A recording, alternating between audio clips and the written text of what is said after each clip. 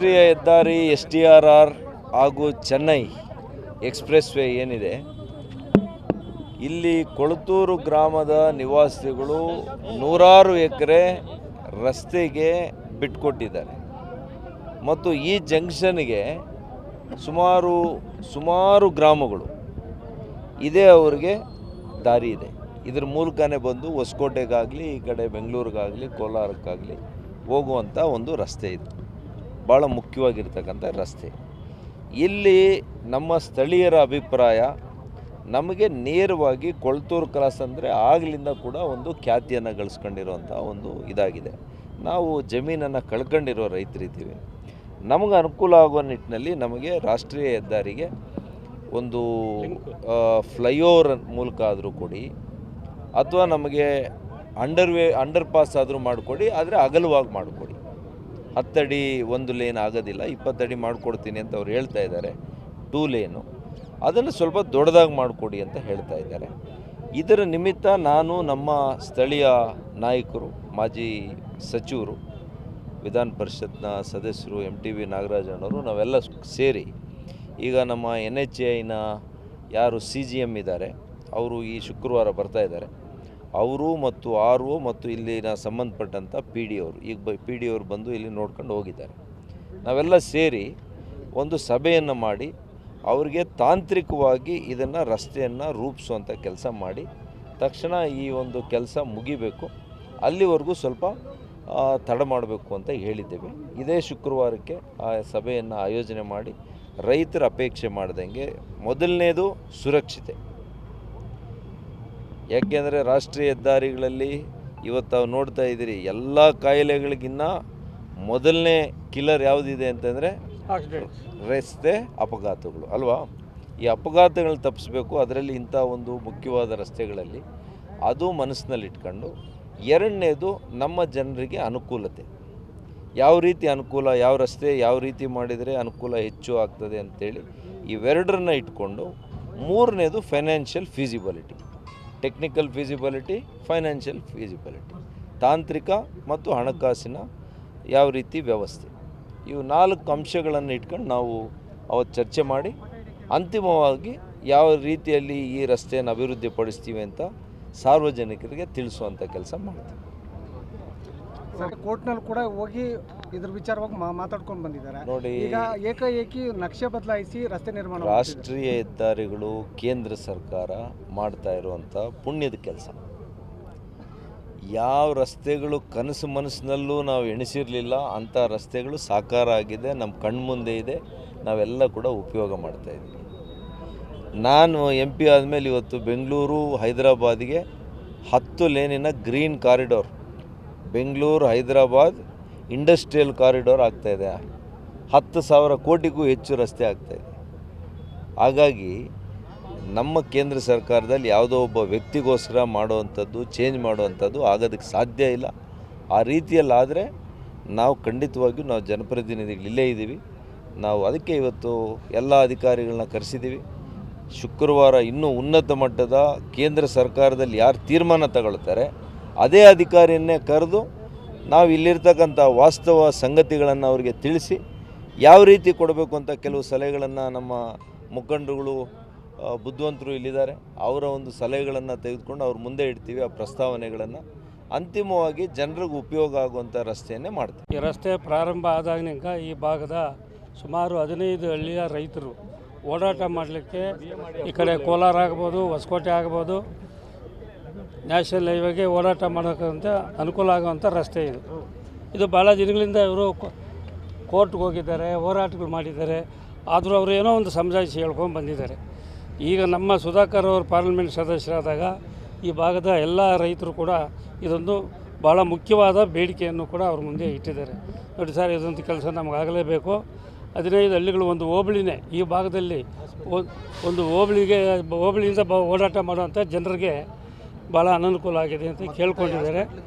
ಅದರಿಂದ ಇವತ್ತು ಈ PDO ಅವರು ಪ್ರಾಜೆಕ್ಟ್ ಡೈರೆಕ್ಟ್ರು ಈಗಾಗಲೇ ಅವ್ರು ಬಂದಿದ್ದಾರೆ. ಇವ್ರ ಸಮಸ್ಯೆಗಳು ಯಾವ ರೀತಿ ಇದೆ ಅನ್ನೋದೆಲ್ಲ ಕೂಡ ಅವ್ರಿಗೆ ಮನವರಿಕೆ ಮಾಡಿಕೊಟ್ಟಿದ್ದಾರೆ. ಇಲ್ಲ ಅಂಡರ್ ಪಾಸಲ್ಲಾದರೂ ಒಂದು ರಸ್ತೆ ಕೊಡಲಿ, ಇಲ್ಲ ನಮಗೆ ಓವರ್ ಹೆಡ್ ಒಂದು ರಸ್ತೆ ಆದರೂ ಮಾಡಿಕೊಡಲಿ ಅನ್ನೋ ಬೇಡಿಕೆ ಇಟ್ಟಿದ್ದಾರೆ. ಆದರೆ ಮೇಲ್ಮಟ್ಟದ ಅಧಿಕಾರಿಗಳಲ್ಲಿ ಒಂದು ಸಭೆ ಮಾಡೋಣ. GM chief general manager CGM ಅವರಲ್ಲಿ ಕೂಡ ಉನ್ನತ ಅಧಿಕಾರಿಗಳ ಜೊತೆಯಲ್ಲಿ ಒಂದು ಸಭೆ ಮಾಡಿ ಇದು ಯಾವುದಾದ್ರೂ ಒಂದು ಪರಿಹಾರ ಸಿಗಬೇಕು ರೈತರಿಗೆ ಅನ್ನೋ ವಿಷಯವನ್ನು ಅವರು ಮನವರಿಕೆ ಮಾಡಿಕೊಟ್ಟಿದ್ದಾರೆ. ಅವರು ಒಂದು ರೀತಿಯಾಗಿ ಭರವಸೆ ಕೊಟ್ಟಿದ್ದಾರೆ. ಅದನ್ನು ಮುಂದಿನ ದಿನಗಳಲ್ಲಿ ಇವರು ಇನ್ನೂ ಡೆಲ್ಲಿ ಲೆವೆಲಲ್ಲಿ ಇನ್ನೂ ಒಂದು ಸಾರಿ ನಮ್ಮ ಗಡ್ಕರಿ ಅವರ ಹತ್ರ ಒಂದು ಸಭೆ ಮಾಡಬೇಕು. ಇದು ಆಗಲೇಬೇಕು ಅನ್ನೋ ಬೇಡಿಕೆ ನೀಡಬೇಕು. ರೈತರಿಗೆ ಯಾವ ಕಾರಣಕ್ಕೂ ತೊಂದರೆ ಆಗಬಾರ್ದು ಅನ್ನೋದೇ ನಮ್ಮೆಲ್ಲರ ಉದ್ದೇಶ. ರಾಷ್ಟ್ರೀಯ ಹೆದ್ದಾರಿ STRR ಹಾಗೂ ಚೆನ್ನೈ ಎಕ್ಸ್ಪ್ರೆಸ್ ವೇ ಏನಿದೆ, ಇಲ್ಲಿ ಕೊಳತೂರು ಗ್ರಾಮದ ನಿವಾಸಿಗಳು ನೂರಾರು ಎಕರೆ ರಸ್ತೆಗೆ ಬಿಟ್ಕೊಟ್ಟಿದ್ದಾರೆ ಮತ್ತು ಈ ಜಂಕ್ಷನ್ಗೆ ಸುಮಾರು ಗ್ರಾಮಗಳು ಇದೇ ಅವ್ರಿಗೆ ದಾರಿ ಇದೆ. ಇದ್ರ ಮೂಲಕನೇ ಬಂದು ಹೊಸಕೋಟೆಗಾಗಲಿ ಈ ಕಡೆ ಬೆಂಗಳೂರಿಗಾಗಲಿ ಕೋಲಾರಕ್ಕಾಗಲಿ ಹೋಗುವಂಥ ಒಂದು ರಸ್ತೆ ಇದೆ. ಭಾಳ ಮುಖ್ಯವಾಗಿರ್ತಕ್ಕಂಥ ರಸ್ತೆ. ಇಲ್ಲಿ ನಮ್ಮ ಸ್ಥಳೀಯರ ಅಭಿಪ್ರಾಯ, ನಮಗೆ ನೇರವಾಗಿ ಕೊಳತೂರು ಕ್ರಾಸ್ ಅಂದರೆ ಆಗಲಿಂದ ಕೂಡ ಒಂದು ಖ್ಯಾತಿಯನ್ನು ಗಳಿಸ್ಕೊಂಡಿರುವಂಥ ಒಂದು ಇದಾಗಿದೆ. ನಾವು ಜಮೀನನ್ನು ಕಳ್ಕೊಂಡಿರೋ ರೈತರಿದ್ದೀವಿ. ನಮಗೆ ಅನುಕೂಲ ಆಗುವ ನಿಟ್ಟಿನಲ್ಲಿ ನಮಗೆ ರಾಷ್ಟ್ರೀಯ ಹೆದ್ದಾರಿಗೆ ಒಂದು ಫ್ಲೈಓವರ್ ಮೂಲಕ ಆದರೂ ಕೊಡಿ, ಅಥವಾ ನಮಗೆ ಅಂಡರ್ ಪಾಸ್ ಆದರೂ ಮಾಡಿಕೊಡಿ, ಆದರೆ ಅಗಲವಾಗಿ ಮಾಡಿಕೊಡಿ. 10 ಅಡಿ ಒಂದು ಲೇನ್ ಆಗೋದಿಲ್ಲ, 20 ಅಡಿ ಮಾಡಿಕೊಡ್ತೀನಿ ಅಂತ ಅವ್ರು ಹೇಳ್ತಾ ಇದ್ದಾರೆ. 2 ಲೇನು ಅದನ್ನು ಸ್ವಲ್ಪ ದೊಡ್ಡದಾಗಿ ಮಾಡಿಕೊಡಿ ಅಂತ ಹೇಳ್ತಾ ಇದ್ದಾರೆ. ಇದರ ನಿಮಿತ್ತ ನಾನು ನಮ್ಮ ಸ್ಥಳೀಯ ನಾಯಕರು, ಮಾಜಿ ಸಚಿವರು, ವಿಧಾನ ಪರಿಷತ್ನ ಸದಸ್ಯರು MTV ನಾಗರಾಜಣ್ಣವರು ನಾವೆಲ್ಲ ಸೇರಿ ಈಗ ನಮ್ಮ NHAIನ ಯಾರು CGM ಇದ್ದಾರೆ ಅವರು ಈ ಶುಕ್ರವಾರ ಬರ್ತಾ ಇದ್ದಾರೆ. ಅವರು ಮತ್ತು RO ಮತ್ತು ಇಲ್ಲಿನ ಸಂಬಂಧಪಟ್ಟಂಥ PD ಅವರು ಈಗ PD ಅವರು ಬಂದು ಇಲ್ಲಿ ನೋಡ್ಕೊಂಡು ಹೋಗಿದ್ದಾರೆ. ನಾವೆಲ್ಲ ಸೇರಿ ಒಂದು ಸಭೆಯನ್ನು ಮಾಡಿ ಅವರಿಗೆ ತಾಂತ್ರಿಕವಾಗಿ ಇದನ್ನು ರಸ್ತೆಯನ್ನು ರೂಪಿಸುವಂಥ ಕೆಲಸ ಮಾಡಿ ತಕ್ಷಣ ಈ ಒಂದು ಕೆಲಸ ಮುಗಿಬೇಕು, ಅಲ್ಲಿವರೆಗೂ ಸ್ವಲ್ಪ ತಡ ಮಾಡಬೇಕು ಅಂತ ಹೇಳಿದ್ದೇವೆ. ಇದೇ ಶುಕ್ರವಾರಕ್ಕೆ ಆ ಸಭೆಯನ್ನು ಆಯೋಜನೆ ಮಾಡಿ ರೈತರ ಅಪೇಕ್ಷೆ ಮಾಡ್ದಂಗೆ ಮೊದಲನೇದು ಸುರಕ್ಷತೆ. ಯಾಕೆಂದರೆ ರಾಷ್ಟ್ರೀಯ ಹೆದ್ದಾರಿಗಳಲ್ಲಿ ಇವತ್ತು ನಾವು ನೋಡ್ತಾ ಇದ್ದೀರಿ, ಎಲ್ಲ ಕಾಯಿಲೆಗಳಿಗಿನ್ನ ಮೊದಲನೇ ಕಿಲ್ಲರ್ ಯಾವುದಿದೆ ಅಂತಂದರೆ ರಸ್ತೆ ಅಪಘಾತಗಳು ಅಲ್ವಾ. ಈ ಅಪಘಾತಗಳನ್ನ ತಪ್ಪಿಸ್ಬೇಕು, ಅದರಲ್ಲಿ ಇಂಥ ಒಂದು ಮುಖ್ಯವಾದ ರಸ್ತೆಗಳಲ್ಲಿ ಅದು ಮನಸ್ಸಿನಲ್ಲಿಟ್ಕೊಂಡು. ಎರಡನೇದು ನಮ್ಮ ಜನರಿಗೆ ಅನುಕೂಲತೆ, ಯಾವ ರೀತಿ ಅನುಕೂಲ, ಯಾವ ರಸ್ತೆ ಯಾವ ರೀತಿ ಮಾಡಿದರೆ ಅನುಕೂಲ ಹೆಚ್ಚು ಆಗ್ತದೆ ಅಂತೇಳಿ ಇವೆರಡರನ್ನ ಇಟ್ಕೊಂಡು. ಮೂರನೇದು financial feasibility, technical feasibility, financial feasibility, ತಾಂತ್ರಿಕ ಮತ್ತು ಹಣಕಾಸಿನ ಯಾವ ರೀತಿ ವ್ಯವಸ್ಥೆ. ಇವು 4 ಅಂಶಗಳನ್ನು ಇಟ್ಕೊಂಡು ನಾವು ಅವತ್ತು ಚರ್ಚೆ ಮಾಡಿ ಅಂತಿಮವಾಗಿ ಯಾವ ರೀತಿಯಲ್ಲಿ ಈ ರಸ್ತೆಯನ್ನು ಅಭಿವೃದ್ಧಿಪಡಿಸ್ತೀವಿ ಅಂತ ಸಾರ್ವಜನಿಕರಿಗೆ ತಿಳಿಸುವಂಥ ಕೆಲಸ ಮಾಡ್ತೀವಿ. ಕೋರ್ಟ್ನಲ್ಲಿ ಕೂಡ ಹೋಗಿ ಇದ್ರ ವಿಚಾರವಾಗಿ ಮಾತಾಡ್ಕೊಂಡು ಬಂದಿದ್ದಾರೆ. ನೋಡಿ, ಈಗ ಏಕಾಏಕಿ ನಕ್ಷೆ ಬದಲಾಯಿಸಿ ರಸ್ತೆ ನಿರ್ಮಾಣ ರಾಷ್ಟ್ರೀಯ ಹೆದ್ದಾರಿಗಳು ಕೇಂದ್ರ ಸರ್ಕಾರ ಮಾಡ್ತಾ ಇರುವಂಥ ಪುಣ್ಯದ ಕೆಲಸ.